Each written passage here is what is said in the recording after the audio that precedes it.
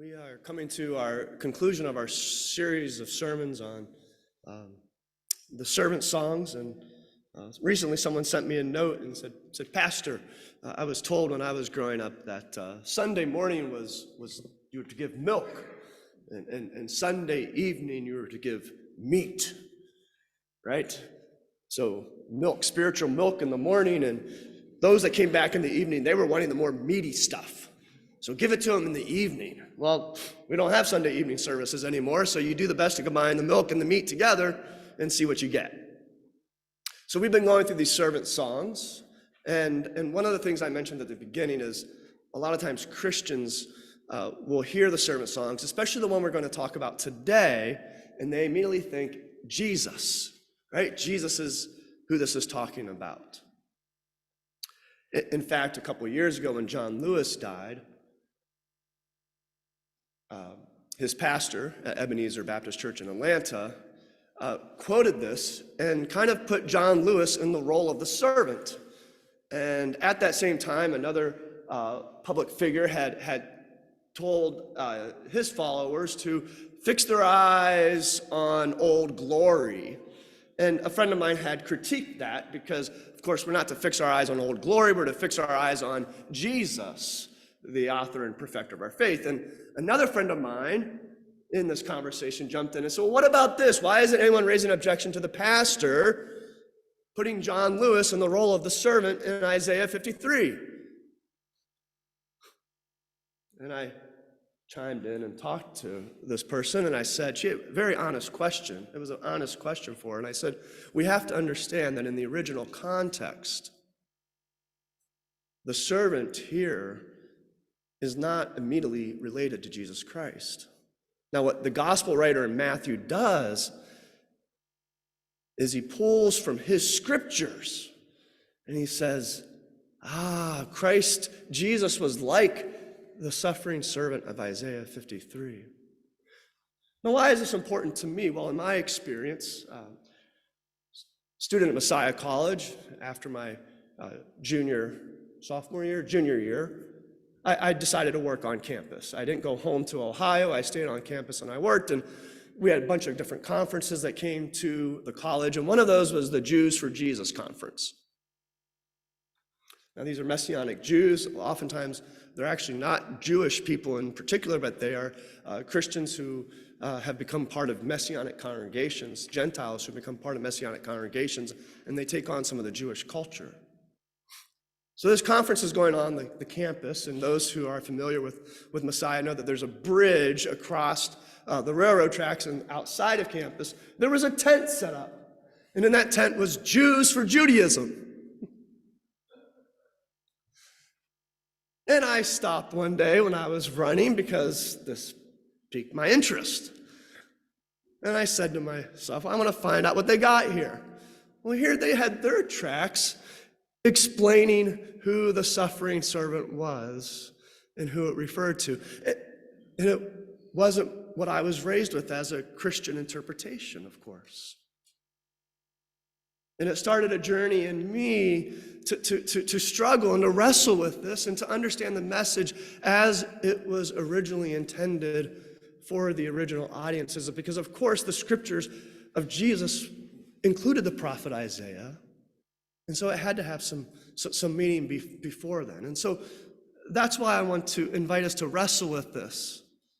Not to say that it doesn't, you can't, I'm not saying you can't read Jesus back into this song. We can, because the New Testament scriptures do that. But we also want to hear it within its original context. I don't know, you can decide if that's milk or meat, but if you've been around the church for a long time, I hope you're wanting meat and not milk. If you're a new follower or a renewed follower, bear with me and we can have further conversation. But as we prepare for the big Eagles game today, I thought I'd begin with the football story. But not any old football story, but rather a story about the saving power of football. The story is titled, 25 Years in Prison, The Saving Power of Football. The story begins with these words about this man. The full moon rose steadily like the movie credits and then hovered on the other side of the Missouri River, backlighting downtown Omaha. Homecoming night at Central High. The Eagles hosted Millard South at their new football stadium, built largely from donations from the city's first family, the Buffetts. Warren Buffett, Omaha. Over the din of cheering parents, the strains of the pet band, and the rest whistles, a deep voice boomed, "Come on, Jamel, remember your stance." Seated on the bleachers 8 rows back, Terry Harrington wore loafers, low-slung jeans, a denim jacket, neatly trimmed beard, and a white cap. "Hey, it's Samuel L. Jackson," someone said. He caught hugs, winks, and slaps on the shoulder behind his back, though was the object of, you know who that is? That's the dude who spent 25 years in jail for a murder he didn't commit. You can Google Terry Harrington and the saving power of football, because football and sports is what kept him alive for 25 years in prison. You can Google it and read the rest of the story, but when I first encountered this story, that last line was all I needed to read to want to continue to read. I wanted to know the rest of the story. I wanted to know what happened to him. How was he convicted of a murder he didn't commit? How did the justice system get this one so wrong? How did he finally clear his name? See, I don't know about you, but his story and others like it, they kind of grasp me, right? You know, whenever I hear of a death row inmate being exonerated by DNA evidence, or a woman who was falsely accused and in prison proving her innocence, something about their unearned suffering speaks to me. It calls to me. They offer me hope that we can do right even when we do wrong. They offer me hope that the innocent can finally be cleared to live the life they always wanted to live. But their stories also warn us of the dangers of putting blind faith in the systems we create. Sadly, we've learned that truth once again this past week, as we've learned about the sad story of Tyre Nichols, beaten by those called to protect and serve, and we grieve the loss of his life. As Harrington said to a group of co-college criminal justice students a few years ago, as he encouraged them to make a difference in the lives of those in prison, he said, "The justice system across this country is fractured. You can't lose faith in it, but you can't put all your faith in it." As I think about his story and others like it, I think of the servants and martyrs of Christian faith, those who have died in the search, pursuit, and sometimes obtaining of justice. I think how Gandhi led a whole nation in creative protest and kicked the British Empire out of the Indian subcontinent. And I wonder, how did that happen? What power was that? Or I think of Dr. King and the civil rights movement, an activist not fighting back when met with brutality. And I wonder, how did they do that? What power was at work in them? When young men and women sat down at lunch counters and asked to be served only to be handcuffed and dragged away to prison, and they did not protest, and I wonder, what power was at work in them? When people will gather silently to witness to a shooting and pray, I wonder what power is at work in them. When an innocent man hangs on a cross and offers forgiveness to those torturing him, I wonder what power's at work in him. Or when a servant has borne our infirmities, carried our diseases, when he was wounded for our transgressions, crushed for our iniquities, when he was oppressed and afflicted, yet did not open his mouth, he did not cry and lift up his voice or make it heard in the street, I wonder what kind of power is that? These moments call to me because they seem to break through the reality that's been constructed in our world that might and only might makes right. You see, we may wonder As commentator Dennis Olson writes, the world and we ourselves may wonder how much real effect the ministry of Jesus and his community can have. What good is it to preach the gospel, sing a hymn, pour water over a baby, offer a bit of bread and sip of wine, hold a hand, speak a forgiving word, stock a food shelf, fold hands in prayer, fold clothes for the homeless, visit the sick, comfort the grieving, negotiate a conflict, advocate for the poor, carry out a daily vocation with integrity, all in the name of Christ. He says the nations may scorn and despise these seemingly humble and weak ministries of Christ's church, and yet God has chosen to work through those means.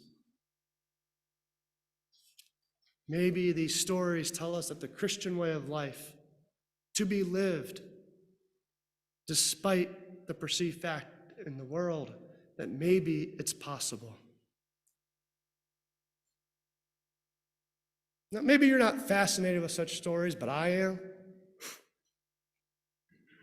And it's why I'm fascinated with this final servant song.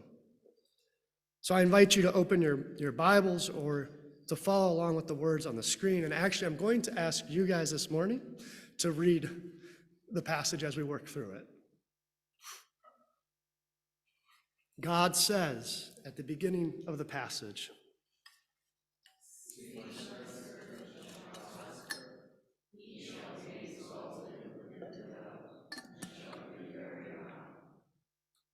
the Lord's speech at the beginning anticipates the end of the servant poem, when the servant receives a portion with the great. But then we read something fascinating. What is the source of the servant's exaltation? Well, let's read together. Just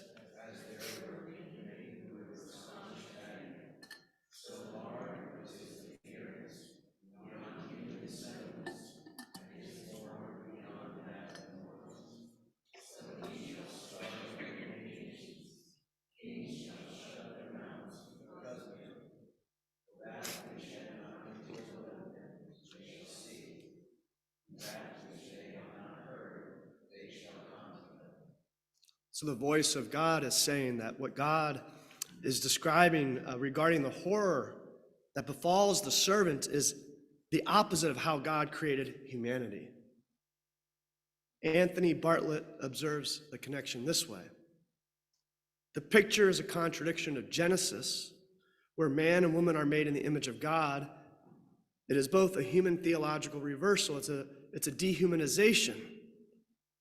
And at the same time, God's way of redefining power, rather than kings shutting their mouths due to being overwhelmed by the military might of their enemy, or even their god or gods, they will shut them by a humble servant, so disfigured beyond that of any human being.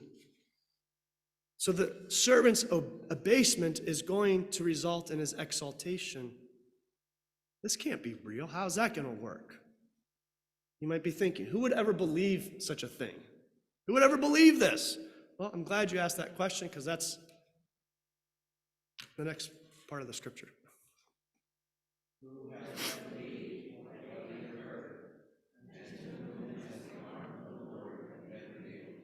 Now, the servant's community here, perhaps his followers, perhaps others, they have witnessed something, and they have witnessed an event that has changed their lives. They're not sure what to make of it. But the arm of the Lord has been revealed to them, and they don't know who will even believe what they have heard. And so they try to articulate that which they have seen and that which they have heard. And they do it in poetry, verses 2 and 3. For he grew up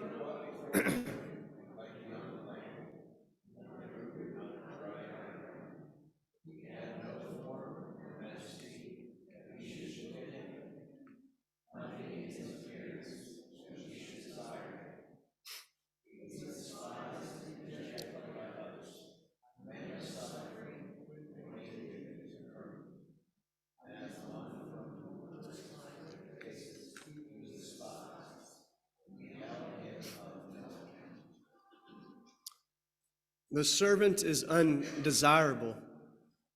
And Krista, maybe you can turn on Brian's mic to make sure the folks on Zoom can hear. Can they hear? Okay, I just wanted to make sure. be inclusive of everyone present.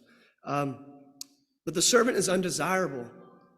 And so in verse 4, the servants seek again to describe what they have seen and heard. But their confession now reveals that their previous estimation was wrong.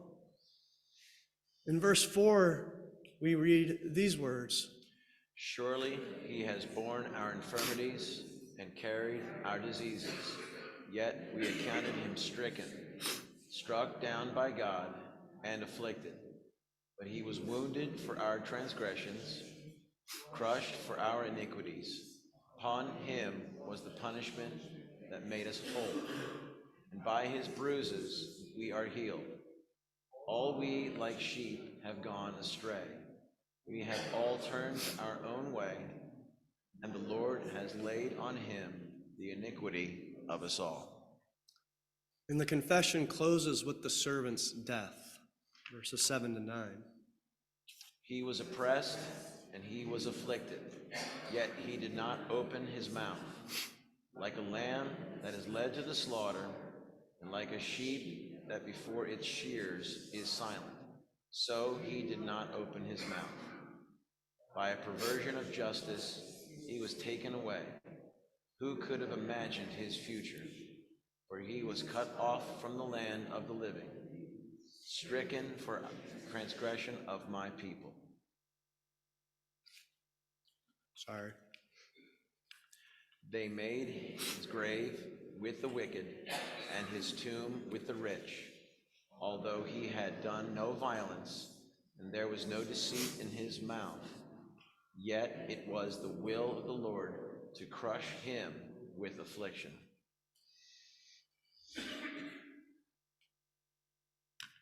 And so we hear the scripture passage, and this passage offers something to us. But it's an area to tread cautiously, because if you ask questions such as, who is the servant? People will say it's an individual, it's the prophet, it's Israel, it's Jesus. There's all sorts of different understandings. Who are the speakers? Is it his followers? Is it the community? Is it those who oppressed him? All different answers. There's no consensus by the biblical scholars.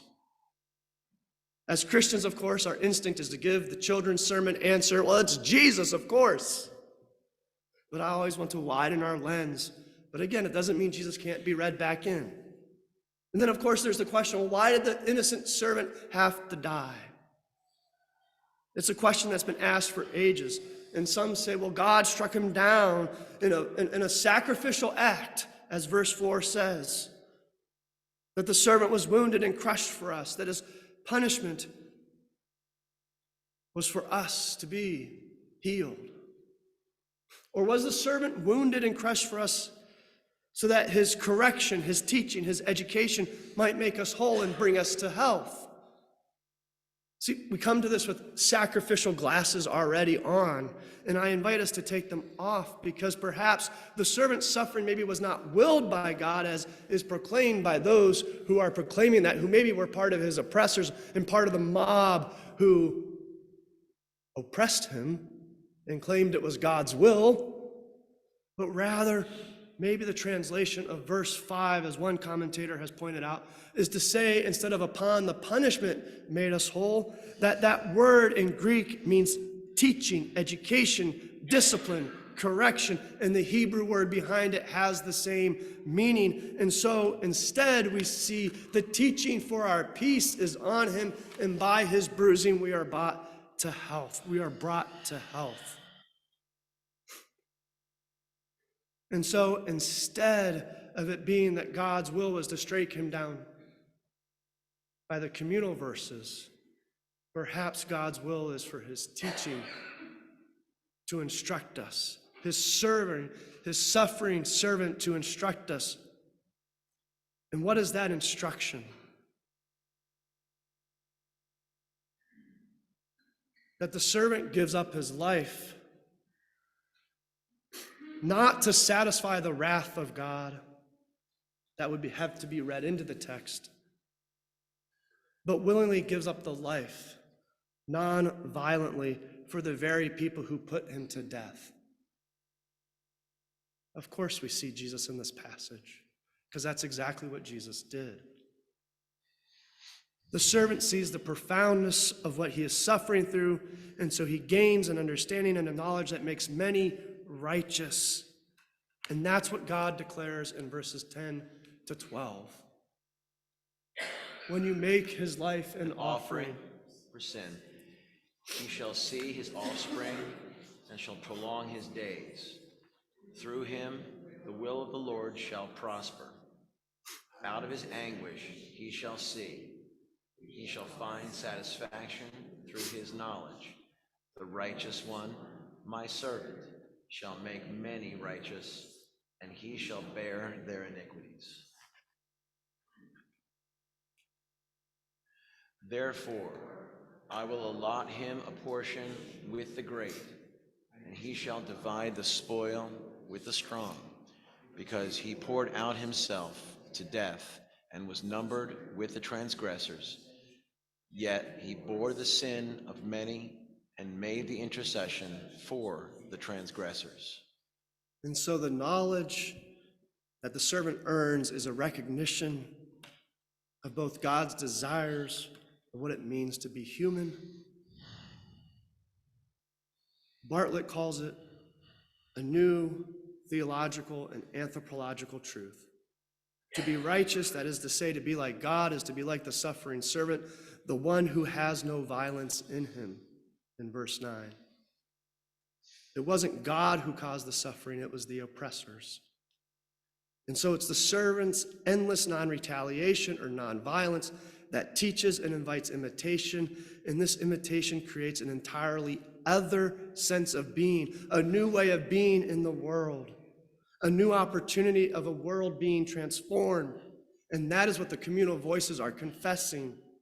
These voices may belong to the servant followers or even the ones who oppressed the servant, but the servant has interceded on their behalf, just as Moses had interceded and bore the sins of a previous wicked generation in Exodus, and just as Jesus intercedes and bears the sins of our world. See, this truth is confessed in the servant's song. They saw the servant's suffering, and it transformed and opened up a whole new reality for them. And in that confession, they find their own redemption. And so likewise, we are invited when we encounter the person of Jesus Christ. When we encounter God's grace and truth in his life, in his death. When we see Christ on the cross and we hear his words, Father, forgive them, for they do not know what they do. We have an opportunity to join with the Roman centurion and say, surely he was the Son of God. And there's nothing we can do in that moment but what? To surrender to God's grace. To surrender to God's mercy and to surrender to God's love. And that's what happens. Sometimes God's grace gets a hold of us, like it got a hold of those confessing the suffering servant. Sometimes it gets a hold of us so much that there's nothing else we can do except what? Tell our story. To tell our story like Joan told her story. And while she doesn't want to be, what did she say, Calamity Jane? When we walk with her, when we journey with her, when we journey with one another through our trials and tribulations, and we extend grace to one another,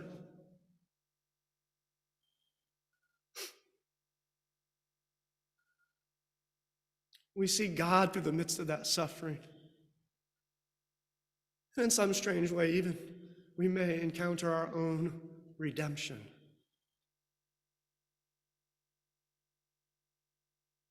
And then we are called to open our mouths and to confess and say what has happened to set us free, to love and serve the Lord. Or as my wife said to some of you at the baby shower, Don't be a jerk. That would have been her sermon this morning, but instead you got a bit maybe more meat. I don't know. I'll leave it for you to decide. Amen.